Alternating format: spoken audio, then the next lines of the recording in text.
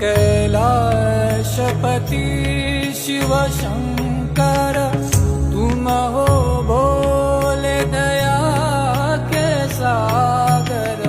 तुम कैलाशपति शिव शंकर, तुम हो भोले दया के सागर।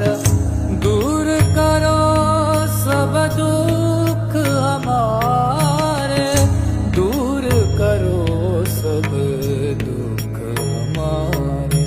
शंभो शंकर नमः शिवाय, गिरिजा शंकर नमः शिवाय। आदिदेव तुम नमः